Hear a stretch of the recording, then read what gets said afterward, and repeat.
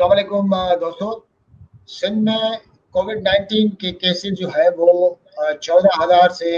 ज़्यादा बढ़ गए हैं। और एक जो कल की खबर है वो ये है कि सिंध मिनिस्टर जो है वो कच्ची आबादी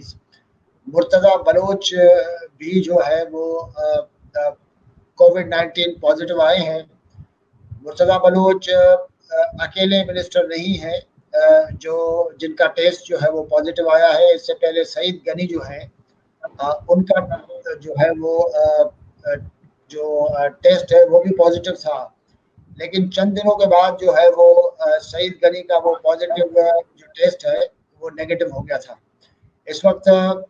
बशीर बलूच साहब हमारे साथ हैं इस स्ट्रीम पे, और हम लोग कोशिश करेंगे कि बशीर साहब से ये जो मलीर के जो सारे इलाके हैं जहाँ पे सिंधी और बलोच आबादी है उनकी एक अच्छी खासी तादाद है, वो इसको कैसे रिएक्ट कर रहे हैं। और साथ साथ ये देखने की ज़रूरत भी है कि कितना हुकूमत का जो बाकी लॉकडाउन रह गया है उसमें अमल हो रहा है। आम आदमी जो है वो अब किस तरह रिएक्ट करने लगा है, क्योंकि जब आपके पास केसेस की तादाद बहुत बढ़ जाती है तो आस्ता आस्ता एक फियर फैक्टर, आस्ता आस्ता एक कंसर्न का एक साइड जो है वो हमारे सामने नजर आता है। Bashir, thank you so much, आपने ज्वाइन किया। पहली बात तो मैं ये जरूर चाहूँगा कि हमारे साथ शेयर करें कि ये मुर्तज़ा बलोच वाली खबर जो है वो कल हमारे सामने आई कि वो उनका टेस्ट जो है वो पॉजिटिव आया। मजबूरी तौर पे इस सारे इलाके में जहाँ पे सिंधी बलोचों की एक अच्छी खासी तादाद है और बड़ी पॉपुलेशन है मजबूरी तौर पे मलीर की, क्या रिएक्शन था इस खबर पे? जी मंजूर, जिस तरह से आपने अपने इंट्रो में ये बात कही कि मुर्तज़ा बलोच के जो टेस्ट हैं वो पॉजिटिव आए हैं, कल शाम से ये खबर चलना शुरू हो गई है। तो उस हवाले से जो खबर चली थी उन्होंने ये बताया था कि उनको कुछ दिनों से कुछ सिम्टम्स सामने आ रहे थे जिसकी वजह से उन्होंने टेस्ट करवाया जो कि पॉजिटिव आए, और उसके बाद उनके घर के तमाम फैमिलीज़ के भी टेस्ट सैंपल्स दिए जा चुके हैं। जहाँ तक आपका सवाल है तो मैं कुछ चीज़ों की वजाहत करता चलूँ कि जो डिस्ट्रिक्ट काउंसिल कराची का डिस्ट्रिक्ट मरीर का एरिया जो है वहाँ पर मासवाए गुलशन अदीद और स्टील टाउन से जो खबरें आई थी कि वहाँ से पॉजिटिव केसेस आए और डॉक्टर सुमरो की जो इंतकाल कर गए थे उसकी सबब या उसकी वजह जो है वो कोरोना बताया जा रहा था। तो उनके अलावा बाकी जो देही इलाके हैं वहाँ से अब तक कोई केस इसकी बुनियादी वजह शायद यहाँ की जो लाइफ स्टाइल इन सेंस के आबादियाँ इतनी गड़बड़ नहीं है, और दूसरी बात कुछ और चीज़ें भी जो हो सकती हैं वो ये, अगर अमूमी तौर पर अगर किसी को कोई बुखार या खांसी या नज़ला हो तो शायद वो सरफ नज़र करके इसकी बाकायदा टेस्टिंग नहीं कराते, तो ये एक सबब हो सकता है कि जिसकी वजह से आप ये मुझे बताएं कि मजबूरी तौर पे लाइफ कैसी गुजर रही है इन इलाकों में, मलीर के इलाकों में। अब ज़ाहिर है कि मुर्तज़ा बलोच क्वारंटाइन में चले गए हैं, लेकिन जिंदगी कैसी है, लोग कैसे जिंदगी गुजार रहे हैं, उनमें उनका बिजनेस है, सोशल जो है वो गैदरिंग्स है, और दूसरी बहुत सारी जो है वो एक सोशल सेटिंग होती है लोगों की जो जो सदियों से लोग चले आ रहे होते हैं, वो कैसी है, उसमें क्या फ़र्क आया है? फ़र्क तो इसमें ये आया है कि अमूमी तौर पर कैसी भी सूरत होती तो यहाँ के जो सोशल गैदरिंग के पॉइंट्स हैं वो अमूमी तौर पर चाय खाने हैं, और गैदरिंग के लिए वहाँ पर वो मुख्तलिफ तौर पर अपने आप को लोग इंगेज करते हैं। अब इस पूरे सिनारियो में जब से लॉकडाउन का सिलसिला शुरू हुआ तो ये चाय खाने, जिसे अरफ़ आम में होटल्स कहते हैं, वो होटल या चाय खाने जो हैं वो बंद पड़े हैं। लोगों के जो एक दूसरे के साथ में वहाँ पर वक्त गुजारी का सबब बनते थे, वो जगहें थी, वो जगहें अब बंद हैं। तो इस वजह से लोग हमूमी तौर पर अपने घरों में, या क्योंकि यहाँ पर बागात हैं, खेत हैं, तो बहुत सारे लोग आपको उन खेतों में एक डिस्टेंस वाइज टोलियों की शक्ल में, लेकिन वहाँ पर भी आपको डिस्टेंस के तौर पर बैठे हुए एक दूसरे से मुलाकातें जारी होंगी उनकी, लेकिन वो फासला है, और लेकिन वो उसकी शिद्दत वो नहीं है जिस तरह से अमूमी तौर पर हमारे इन मुआशरों में जो रेस्टोरेंट या चाय खाने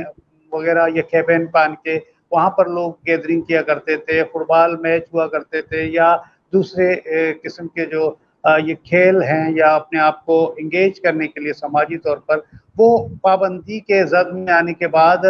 तो ये इनका जो सोशल डिस्टेंस है वो लामाला पैदा हो गया है, और लोग एक दूसरे से उस तरह से मेल मिलाप नहीं कर पा रहे हैं। और एक और बात जो मैंने इसमें इस दौरान ऑब्जर्व किया है, क्योंकि जो देहाती ज़िंदगी है यहाँ पर खुशी और गमी, उसमें बहुत बड़ी तादाद में लोग जो है इंटरेक्ट कर जाते हैं। अब जो सूरत हाल सामने आई है लॉकडाउन के बाद और कोरोना के एक जो वबा के बाद जो सूरत हाल पैदा हुई है, लोगों के ज़हनों में एक खौफ का माहौल है। अगर कहीं पर किसी के रिश्तेदार इंतकाल किया गया, SOPs में गो के वो बात शामिल है, लेकिन देहात में जो कि जो ज़िंदगी का रहन सहन है उसमें ये होता है कि वो अमूमी तौर पर एक दूसरे के साथ जुड़े रहते हैं। तो वहाँ पर खुशी और गमी, शादियों का सिलसिला तो आलमोस्ट रुक चुका है, वो कहीं पर निकाह हैं ना शादी तकरीबात हैं। अलबत्ता ये होगा किसी के करीबी रिश्तेदार का इंतकाल हो तो वो जाते हैं, लेकिन उसमें भी मैंने ये बात महसूस की है कि लोग मास्क लगाए हुए हैं और एहतियात बरतने की कोशिश करते हैं कि जिस दिन नमाज जनाजा हो उसी दिन वो लोग जाते हैं। लेकिन जिस तरह से रवायतन बड़ी तादाद में लोग आते थे, अब उस तादाद में एक हद तक कमी आई है। तो ये असरात सामने आए हैं कि कोरोना वायरस के बाद जो देही ज़िंदगी है वो एक हद तक आप समझें कि उनमें एक इंतशार या वो रुकावट, या लोगों घरों में जो है लोग मुक़य्यद होकर रह गए हैं, वो जो उनके सोशल गैदरिंग हुआ करते थे वो अब देखने में नहीं आ रहे। अच्छा, फाइनेंशियली किस तरह कोप अप कर रहे हैं इस सारे इलाकों में? ज़ाहिर है कि एक अच्छी खासी तादाद है जो डेली वेजर्स की भी होती है, बहुत सारे लोग बाहर निकल के शहर में जाके मुख्तलिफ जगहों पे वर्कशॉप पे मुख्तलिफ प्रोफेशंस में काम कर रहे होते हैं, बहुत सारी खवातीन जाके घरों में काम कर रही होती हैं। तो मतलब ये जो पूरा तबका है वो फाइनेंशियली कैसे कोप कर रहा है, कैसे कैसे गुजार रहा है? देखिए यहाँ पर जो फैक्ट्रियाँ बंद थी जिस वक्त तक, अब मलीर के अंधेरी इलाकों में भी फैक्ट्रियों का एक सिलसिला है जो कि बहुत बड़े पैमाने पर नहीं है, लेकिन छोटे पैमाने पर मुख्तलिफ इलाकों में, बिलखुसूस ये बिन कासुम का इलाका जो है वहाँ पर आपको फैक्ट्रियाँ मिलती हैं। तो वहाँ पर लोग कामकाज के लिए पहले जाते थे, लेकिन जब से उन पर पाबंदियाँ या काम के हवाले से बंदिश है तो वो नहीं जाए। लेकिन अब दोबारा जो वो सिलसिला एक मखसूस SOPs के तहत वहाँ उनको इजाज़त मिली थी तो वो लोग जा रहे हैं। लेकिन यहाँ पर ताहाल जो एग्रीकल्चर का बकाया, वो जो बकायाजात की शक्ल में या वो आखिरी जो उनकी निशानियाँ या अलामत पाई जाती हैं, तो उस हवाले से लोग एक हद तक अपने आप को इन एग्रीकल्चर्स के हवाले से ज़राए माश है जिनका, वो वहाँ पर गो कि इस पर पाबंदी थी नहीं, और वो जो मजदूर हैं वहाँ काम करते हैं। और जो इम्पोर्टेंट बात है मैं जो समझता हूँ वो ये कि यहाँ पर जो जॉइंट फैमिली सिस्टम है जिसकी वजह से लोगों को इतनी बड़ी परेशानी का सामना नहीं करना पड़ा। शहर के निस्बत यहाँ पर ताहाल आप बरादरियों की बड़ी बड़ी आबादियाँ आपको मिलती हैं। जिस तरह मैं अपने मोहल्ले की मिसाल दूँ, क्योंकि जिस मोहल्ले में मैं रहता हूँ वहाँ पर ऑलमोस्ट एक ही फैमिली के लोग रहते हैं। अब वो एक बहुत बड़ा मोहल्ला बन चुका है। किसी ज़माने में वो 3 भाइयों के घर थे जो कि हमारे परदादा हुआ करते थे, तो अब वो एक मोहल्ला बन चुका है। तो एक दूसरे से वो उनकी वाबस्तगियाँ हैं, जो परेशानी जिस तरह से आप बात कर रहे हैं, तो जब ये आइसोलेटेड नहीं है एक दूसरे से मुआशी तौर पर, माशरती तौर पर, तो वो एक दूसरे को कोप अप कर जाते हैं और उस की इमदादी शक्ल भी सामने आती है کہ لوگ جب جوائنٹ فیملی کے ساتھ رہ رہے ہوتے ہیں، ایک ہی باورچی خانہ ہو تو وہ جوائنٹلی جو ہے کام کر رہے ہوتے ہیں. اور جو سرکاری ملازم پیشہ ہیں، اب ایک بہت بڑی تعداد سرکاری ملازمتوں کی بھی ہے جن کو ایک تنخواہ ملتی ہے وہاں سے. تو اس طرح سے جو جوائنٹ فیملی سسٹم ہے اس نے بہت حد تک لوگوں کو سہارا دیا ہوا ہے، جو کہ ان کی جو یہ صورتحال ہے اس میں ان کے لیے ایک میرے حساب سے اور جو میری آبزرویشن ہے اس میں ان لوگوں کو بہت زیادہ سہارا دیا. اچھا، لیکن جو جنرل جو ارننگ ہے ظاہر ہے کہ وہ تو کم ہوئی ہے نا. مطلب سرکاری ملازمین کی کتنی پرسنٹیج ہوگی؟ ظاہر ہے کہ بہت کم ہوگی. باقی آپ کا بزنس ہے، دکانیں ہیں، ڈیلی ویجرز ہے، باہر جا کے کام کرنا ہے، تو جنرل جو ہے وہ ارننگ تو کم ہوئی ہوگی نا. تو سرکاری امداد کے جو سارے ہم لوگوں نے جو ہے وہ ایک سلسلہ دیکھا یا جو دعوے دیکھے، تو گورنمنٹ جو ہے وفاقی حکومت یا سندھ حکومت وہ ریچ کیا اس نے؟ صوبائی حکومت کے جہاں تک جو امداد کا سلسلہ تھا وہ تو ایک عجیب صورتحال سے انہوں نے لوگوں کو کانٹیکٹ کرنے کی کوشش کی یو سیز وائز. اب جو ڈپٹی کمشنرز کے تھرو سندھ حکومت کی جو امداد مختلف علاقوں میں تقسیم کی گئی، تو وہاں پر آپ سن کے تو آپ کو ایک تعجب ہوگا، کیونکہ ان کا ایک پروگرام یہ رہا تھا کہ ہم رات کو یہ تقسیم کریں گے امداد. اب رات کی کس پہر میری انفارمیشن یہ ہے کہ لوگوں کو مختلف محلوں میں وہ ٹیمیں جو ہے رات کے 3 بجے رمضانوں سے پہلے، آپ کے اگر آ جاتے تو شاید لوگ سحری کے لیے اٹھ رہے ہوتے ہیں، لیکن رمضانوں سے پہلے کی میں بات کر رہا ہوں، رات کے 2:30 بجے 3 بجے محلوں میں جا کے وہ امداد تقسیم کرنے کی کوشش کی جاتی رہی، جو کہ میں سمجھتا ہوں کہ ایک انسانی معاشرے کے لیے رات کے 3 بجے لوگوں کا جاگنا وہ ممکنات میں شامل نہیں ہے، ماں سوائے ان کو جن کو جو باخبر ہوئے ہوں گے ان کے تک یہ جو ہے امداد پہنچی ہوگی. اور میرے محلے میں جہاں میں رہتا ہوں، یونین کونسل کے کچھ لوگوں نے انفارم کیا تھا کہ اگر آپ کے علاقے میں جو مستحقین ہیں، آپ سمجھتے ہیں کہ وہ لوگ ان کو امداد ملنی چاہیے، وہ رات کے 1 بجے 12 بجے کے بعد کسی دوسرے محلے میں چلے جائیں اور وہاں پر ان راشنوں کا یا ان امداد کی تقسیم ہوگی. اب اس طرح سے اگر رات کے 1 بجے 11-12 بجے کے بعد 2 بجے تک یا 3 بجے تک یہ امدادی ٹیم پہنچیں،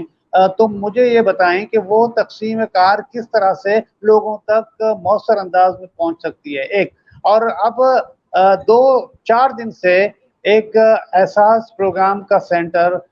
میمن گوٹ میں کھولا گیا ہے. وہ اتنے عرصے سے جو احساس پروگرام کی تقسیم ہو رہی تھی وہ کہیں دوسرے جگہوں پہ لوگ جا رہے تھے، اب میمن گوٹ میں جو ہے وہ احساس پروگرام کا ایک سلسلہ شروع ہو چکا ہے. البتہ جو یہاں کے مخیر حضرات تھے یا کچھ سوشل ایکٹیوسٹ تھے، ان لوگوں کی طرف سے لوگوں کو امدادیں ملی ہیں اور لوگ ان سے امدادیں حاصل کر کے اپنا گزر بسر کرتے رہے. لیکن جس طرح سے میں سمجھتا ہوں کہ وہ ایک رش کی کیفیت ہونی چاہیے یا بہت زیادہ لوگ جو ہیں اس تقسیم امداد کی جو تقسیم ہو رہی ہوتی ہو وہاں پر آپ کو مجمع نظر آتا ہو، اجتماع نظر آتا ہو، اس طرح کی جو ہے نوعیت ان علاقوں میں تاحال نہ رپورٹ ہوئی ہے نہ میرے مشاہدے میں آئی ہے. تھینک یو سو مچ بشیر صاحب. آپ نے وہاں کی جو صورتحال، وہاں کی جو انالیسز ہے وہ ہمارے ساتھ شیئر کیا.